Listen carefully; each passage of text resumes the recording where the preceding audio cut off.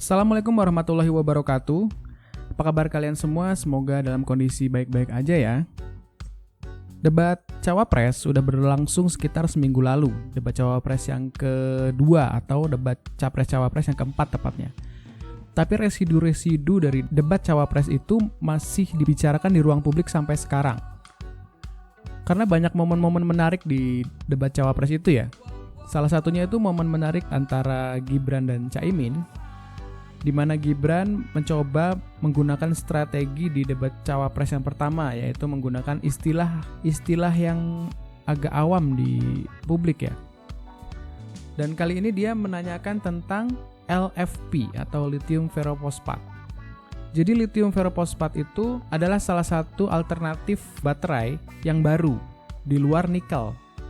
Kan Indonesia lagi banyak memproduksi nikel nih. Digadang-gadang nikel di Indonesia ini bakal menjadi salah satu sumber daya utama baterai di kendaraan mobil listrik di dunia.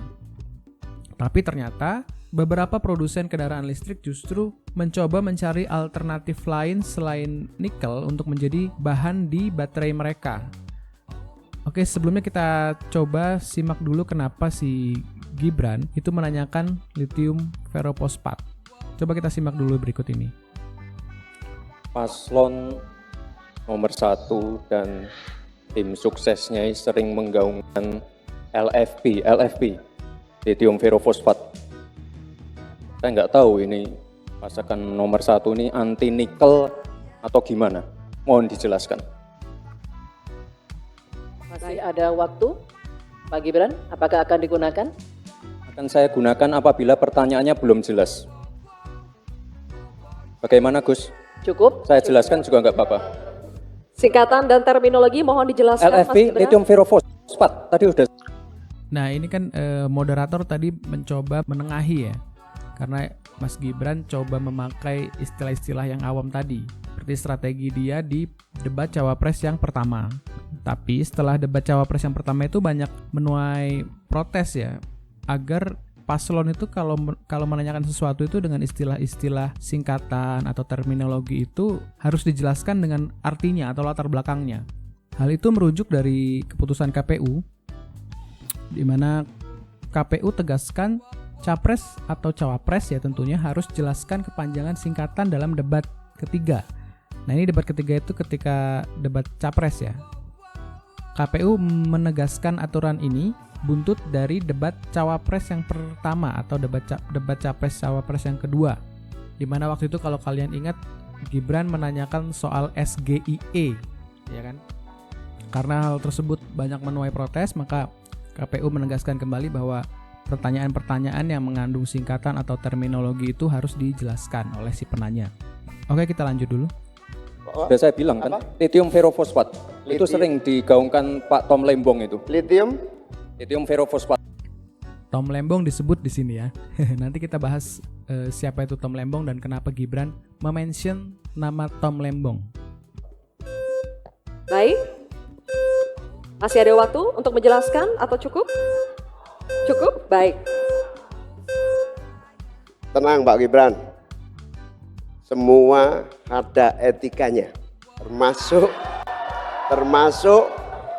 kita diskusi di sini bukan tebak-tebakan definisi, tebak-tebakan singkatan. Ini yang agak gua kaget dari Caimin ya. Kalau di debat Cawapres yang pertama itu ketika diserang soal SGIE, Caimin seakan gak berkutik gitu ya. Tapi di debat Cawapres yang ini, ketika Gibran menggunakan strategi yang sama, yaitu mencoba menanyakan sesuatu dengan istilah-istilah yang awam, Caimin seakan-akan mengcounter balik gitu ya, menyerang balik strategi Gibran tersebut dengan mengatakan bahwa ini bukan tebak-tebakan gitu ya, ini debat capres lah intinya gitu ya, yang kelasnya harusnya lebih dari sekedar tebak-tebakan istilah gitu. Kita levelnya adalah policy dan kebijakan. Prinsipnya sederhana. Coba kalian perhatiin ekspresi Gibran, mungkin dia agak-agak kaget juga dengan serangan balik Caimin ya. Karena di debat Cawapres yang ini, gua rasa Gibran itu pede banget ya. Karena di debat Cawapres yang sebelumnya, itu dia dianggap sangat berhasil, sangat menguasai panggung gitu ya. Ini dia mencoba menggunakan strategi yang sama. Salah satunya adalah dengan menggunakan pertanyaan dengan istilah-istilah yang awam gitu ya. Tapi ternyata kali ini Caimin udah lebih siap mengkonter balik gitu. Tipsnya sederhana. Semua kembali kepada etika Pak Gibran. Etika, sekali lagi etika. Sekali lagi intinya bukan hanya etika lingkungan, tetapi etika bahwa forum ini adalah forum policy yang berharga. Jangan-jangan kalau kita tebak-tebakan definisi di sini, saya ragu. Kita ini levelnya SD, SMP, atau jangan-jangan ijazah kita palsu semua di sini. Ini yang mengagetkan. Jadi kalau tebak-tebakan, ya. Caimin bahkan sampai menyinggung soal ijazah palsu. Ini jelas tahu lah ya kalian arahnya kemana ya. Dia berani menyinggung soal ijazah palsu loh. Tapi di sini Caimin kalau diperhatikan beberapa kali membalas tentang etika ya. Membahas tentang etika lagi.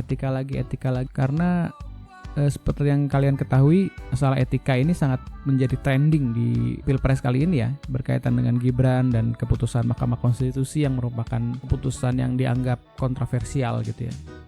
Oke, tadi kan gue bilang kenapa Gibran menyebut nama Tom Lembong dan menanyakan tentang LFP. Jadi Gibran ini sepertinya merujuk di podcastnya Total Politik kalau saya tidak salah. Nah ini dia. Itu Tom Lembong di situ menyebutkan bahwa nikel itu mulai ditinggalkan karena ada alternatif lain atau teknologi lain yang lebih murah daripada nikel. Teknologi baterai maksudnya ya, yaitu LFP, lithium ferrofosfat. Dan ini pernyataan Tom Lembong di Total Politik. Ayo kita dengarkan. 100% dari semua mobil Tesla yang dibuat di Tiongkok menggunakan baterai yang mengandung 0% nikel dan 0% kobalt. Ya, jadi baterainya namanya LFP, lithium ferrofosfat. Jadi pakai besi, pakai fosfat, masih tetap pakai lithium, tapi sudah tidak lagi pakai nikel, tidak lagi pakai kobalt. 100% Pak? Itu 100% dari mobil Tesla menggunakan baterai seperti itu. Pernyataan dari Tom Lembong itulah yang membuat Gibran terpancing atau timnya itu membuat pertanyaan tentang LFP kepada Caimin. Dan kalau yang tadi itu adalah pernyataan Tom Lembong sebelum debat Cawapres, ini adalah pernyataan Tom Lembong setelah Tesla nggak pakai nikel. Ini kan kebohongan publik, mohon maaf. Tesla itu pakai nikel, Pak. Baik, Jadi, tadi yang disinggung berkaitan dengan kebohongan publik seperti apa Pak Tom? Saya kira harus dilihat lagi ya. Yang saya sebut di podcast itu adalah semua mobil Tesla yang dibuat di Tiongkok, bukan semua mobil Tesla. Ya, jadi semua mobil Tesla yang dibuat di Tiongkok menggunakan baterai LFP. Ya, jadi mohon dilihat lagi di podcast tersebut. Ya, sangat jelas. Tentu saya tahu bahwa mobil Tesla di Amerika menggunakan baterai nikel. Tapi yang paling mengejutkan bagi gua adalah Caimin berani mengkonter balik Gibran di debat Cawapres ini. Jadi dia udah nggak terlalu demam panggung kayak yang pertama dulu ya. Kalau menurut kalian gimana? Coba tulis di kolom komentar deh. Bahkan dia bilang gini loh, ini yang paling overpower ya menurut gue. Yang paling ulti gitu ya. Counter baliknya itu bener-bener nih. Enak banget ya Gus ya, jawabnya sambil baca catatan tadi. Yang penting ini bukan catatan Mahkamah Konstitusi. Gimana? Bahkan lihat kalau dilihat di kolom komentar Instagram Indonesia_AmazingTV ini, waduh rame nih. Belimbing sayur kena selepet, aduh, kena skak. Oke lah, untuk kali ini segitu aja ya, kita ngebahas residu dari debat Cawapres yang kedua kemarin antara Caimin dan Gibran. Di debat Cawapres ini banyak yang mengatakan Gibran itu agak overconfident gitu ya, bahkan agak terlihat kurang sopan gitu ketika menyerang atau mengomentari jawaban dari Cawapres yang lain. Kalau menurut kalian gimana, coba ditulis di kolom komentar ya teman-teman. Sampai jumpa.